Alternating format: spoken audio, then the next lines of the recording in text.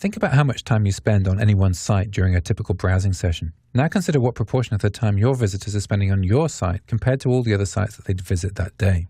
People spend much more time on other sites than on yours. They're learning how the web works from all those other sites, so it makes sense to use a design layout and navigation that's similar to these other sites. In other words, to use standard design. That doesn't mean making things boring. It just means you have to innovate with your content, not with the container that the content is placed in.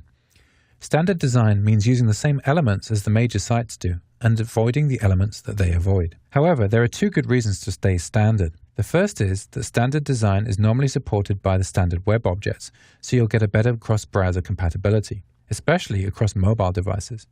The second and more important reason is that it's unlikely that your site visitors have the same interest in web trends as you do. They may not be aware of all the different things that we can do now with stuff like jQuery controls. A confused user is a lost user.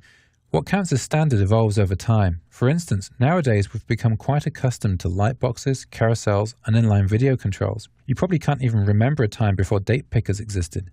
But it wasn't that many years ago when those things were new, and average users might be experiencing them for the first time on your site. It's up to you to work out for your audience what it is that's likely to count as standard. It only makes sense to make your audience comfortable. So work out your users' levels of expertise, and then find standard controls that will make sense to them when they visit your site.